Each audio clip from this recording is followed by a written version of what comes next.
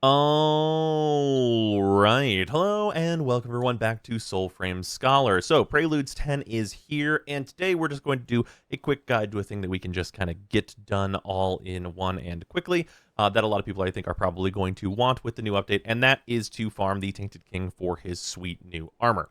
For that, as you can see, he's right here. The way to wake him up is just to ring his bell. That'll wake him and a couple of his minions up and start the fight. Before that, though, where are we? We are way down in the southwest over at Stroyak, kind of in the kind of corrupted swamp that you can see pretty prominently on the map, even from far away with the icons on it. So we're just way down south here to fight the Tainted King. And this is the location where you're going to continuously come back to rematch him. Now, the drops that we're going to get from this are his armor. It's going to be the pants, the chest, and the helmet. And it is worth noting that currently there is a hotfix necessary to fix the visuals for the pants, as they don't have their full cloth on them yet. But the armor, I do think, is very sweet. The helmet is very cool, and the chest plate is it's going to look very cool whenever we do get the hotfix. That might be the hotfix there, actually. Yeah, that was actually the hotfix. This is now the armor. Now we have the full armor, as we would expect us to have for the legs. We now have our good cloth physics and such, and I think it looks absolutely sweet. This is, I think, pretty easily my favorite armor set visually in the game, and I'm very much looking forward to getting the transmogging so I can put this on things whenever it just to look like this all the time on the loadouts that I want to. With that, though, of course, we need to talk about the loadout that I used for fighting the king. It is worth noting that that hotfix did also just make the king a little more difficult, so we'll make sure that my setup still works in this. But the setup that I did use for fighting the king is an Oselda one. So Oselda has just great effects for fighting the king. Your B-Stone can freeze him and increase damage dealt to him, and the Phantom Flock, of course, can help set you up to do finishers to him, which is very helpful. Also, Elder Bloom, keeping you alive very easily during the fight, is quite desirable. The stat spread that I'm on here is not this, because this is inaccurate, because there's a slight visual bug, is this, which is just 19, 20, 25, leaning more in towards Grace. Leaning more in towards Grace because we are, in terms of our primary weapon that we're going to be using here, going to be using Juniper, which, of course, does scale with Grace. Secondary weapon-wise, I do have these. I didn't have Nettle whenever I was farming him primarily, but it's probably what I would say everyone's going to have first for the secondary weapons, as it's extremely common to get from the crypts, which we'll talk about in another video. You probably would want to bring Nettle on this, just because, like, I mean, you could bring the Skilter because it's also Grace tilted, but I haven't tested those yet to really know which secondary is going to be best. But the bow itself has worked very well here, and pretty much everybody has Juniper. In terms of Oselda, Oselda is one of the starter classes, of course. I think it's the best starter, and I still think that. And it's also much easier to get now with the much faster rep that you can grind. Armor-wise, Armor does have stats now, and this is the best set that you can put together. The helmet is the Crown of Grace. The Crown of Grace is just given to you whenever you complete Garen Rude's quest. And you just have to build it, but it is the best helmet right now. Both versions are the same, whether it is open or closed. But in terms of the chest armor, the Lycan Steel chest piece and the Eventide Greaves, both of which come from the Glades still in the rare chest there, to my knowledge. Those are going to be the best chest piece and pants. If you don't have access to those, you go with your Garen helmet. You can see that the Cloven is like the same defenses, but I feel like it is a little bit worse, as I do value the stability quite highly. You could wear these pants, though, and be just fine. And then in the chest category, the Garen Rude chest piece is actually 1 defense less, which if you just build the entire Garen outfit, that's still going to be quite good. You're going to be missing literally 1 defense and be tilted more towards magical defenses. Overall, the armor I don't think is going to matter a huge amount, as you can definitely kill this guy without getting hit if you do it right, and especially Oselda helps with that quite a bit. But I did want to just point out what the kind of best armor is right now. Also, for the total stats here, note I am wearing the new Triune Talisman, which I will have a video on how to get this, as it's quite a long process. Expect that a little bit later on, as it is a bit more involved. For that, though, I think Oselda is the best thing to bring into here. There's no reason you can't bring in Orangol, no reason you can't bring in Ode Tempest. I think that you're going to be fine on, like, Tethrin in this fight, though Tethrin, doesn't have the AoE stuff you might want in order to, like, fight multiple targets a lot of the time. So Tethrin might have a little bit of a harder time than some other packed choices. But I think most of the things, if you found something that you like and that is been performing well for you, they're going to be good in this fight. And I do think this fight is quite good. It is a very enjoyable one. The ads and him like work well together. He'll continually spawn more guys. Whenever he spawns more guys, the more of his ads that are alive, the tougher he is. So you are, valued to kill them. But the big important thing about the value to kill his additional enemies is that they can drop his armor. So not only does he usually drop a piece of his armor when he dies, all of the summons that he is putting out can drop his armor too. So you actually are kind of incentivized to let him give you a couple waves of his enemies and kill them so that you can get their drops, as it's going to make you farming the armor much, much faster. You're going to have to do way fewer resets by just killing the ads instead of just trying to focus him down as fast as possible, because that's just going to increase the time that you're going to have to run back to this location, which we'll talk about more in a moment. For that, though, let's just show the fight and kind of how it goes. I'm curious to see post-hotfix what this is going to look like for us.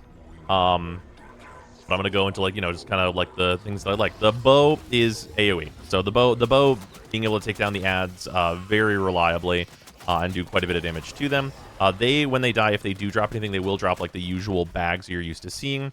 He usually spends his initial time trying to get up to 4 summons, so you can take out the first 2 pretty reliably on the fast end. He'll do more of these spikes. These spikes are what he does summon the guys from. Currently, we don't have... He will do this attack, which is a beam, which is relatively easy to dodge as long as you are ready for it. It does have this nice tell and everything for it.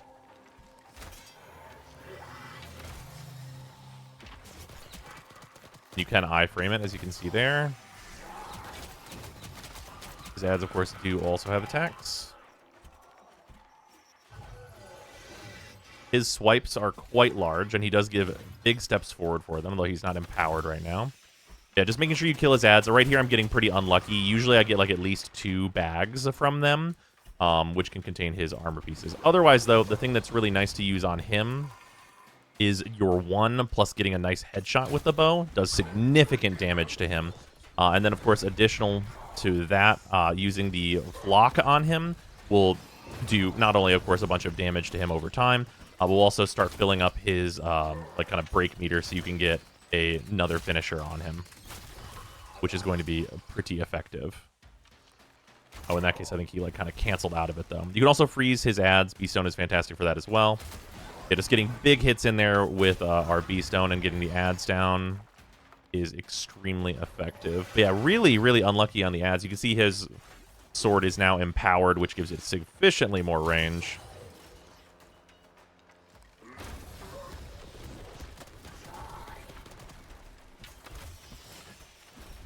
Throw down R2 again. Oh, I should show my health so I can show the healing and everything. I was out of the way for the UI. Oop. See, that does definitely hurt, even if you have great armor stats. Got the birds out just in time.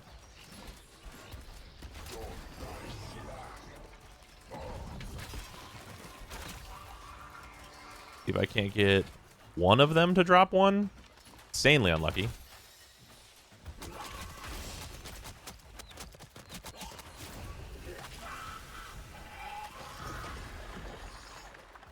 Wow, not a 1 from them. But we'll take him down. And then he has dropped the bag. You can see after the nettle level up pops up, we got another copy of the Bloody Sabatins. Yeah, no drops from them, though. I'm actually probably going to do a couple runs of this just to make sure they can still drop it, because that was obscenely unlucky. But yeah, usually the setup there is that you use your 2, keep you nice and healed. You usually don't have to pop too many health potions or anything like that. Use your 3 to like build up to finishers on him, or like to crowd control his ads, and then your 1 is fantastic for just kind of all things. And then using Juniper's AoE on the ads is good control for them and takes them down at a good clip. But yeah, I guess we're gonna do multiple runs of this to find out. From here, whatever you log out, you're either gonna end up over here, kind of the southeastern, or you're gonna end up like northeastern a bit. They're both pretty much equidistant from where you are here. So if you have a preference, whether or not you want to like maybe shift yourself north or shift yourself south to maybe like force the southern or northern point, I don't think it's really going to matter particularly much. But we are going to just give it the old log out and show where we're going to log in at. But yeah, I'm of course going to do some more testing here because it is just post the update.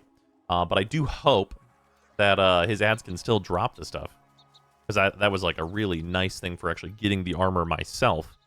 But yeah, here we're in. This is the southern spawn-in point, I believe it is.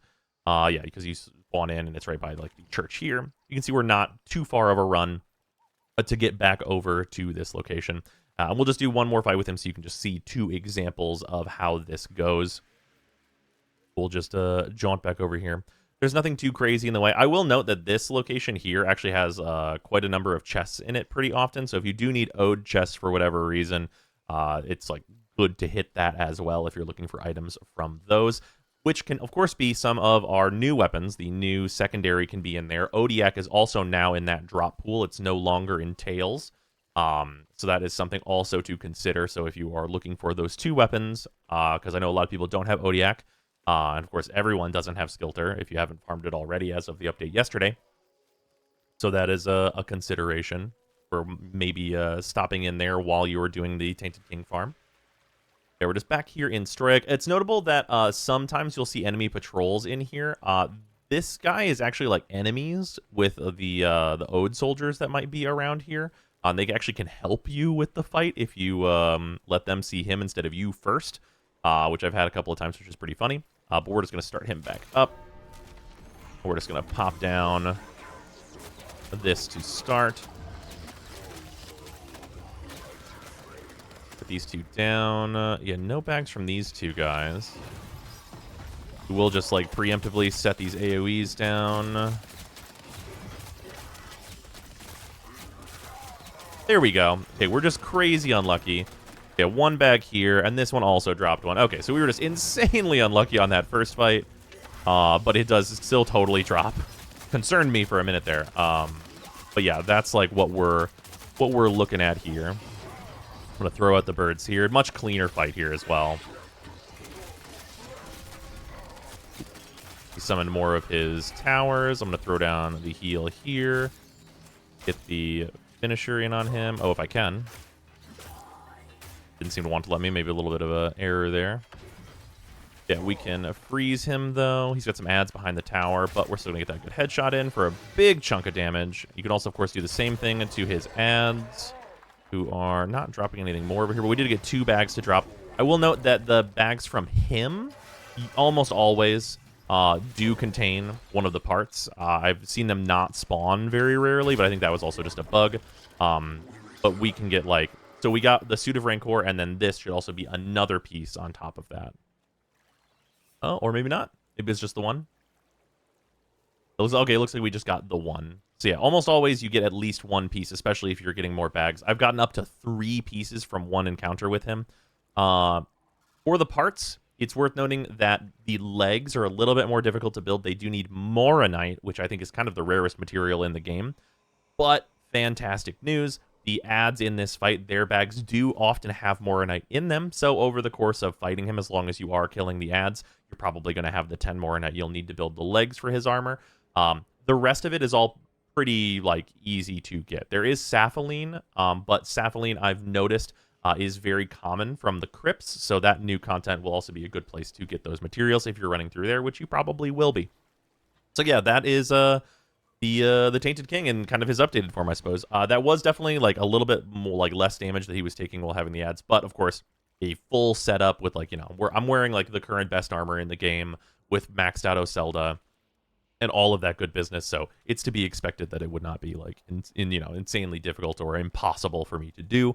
But yeah, that new armor is absolutely sweet. Oh, because I did not show it the upgrade tree for Oselda, it's pretty stock standard for what we're usually running on Oselda, I think.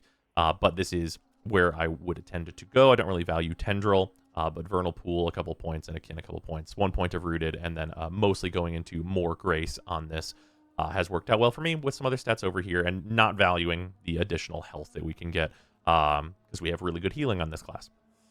So yeah, that's what's going on with farming the Tainted King. Hopefully it goes well for all of you. And yeah, I really love this armor set. I can't wait until we get the ability to like just kind of like change cosmetics as we want to visually be whatever armor we want. Because of course Usually, I think most people are going to value the stats on the armor because the other set does look good too. But I think this is definitely my favorite set in the game as it stands now that most people are going to want to grab. But yeah, hopefully you guys have enjoyed this video. Hopefully it wasn't too much of a mess with a hotfix kind of in the middle there. But yeah, go get your armor. And tomorrow we're going to be talking about the new crypt areas and kind of all of the stuff to go along with that, which is a lot. Whole community puzzle and everything else like that. If you want to see that, though, that is over on twitch.tv/Brozyme. But thanks for watching Soulframe Scholar. Hit the sub button if you want to see more Soulframe stuff, and I'll see you tomorrow.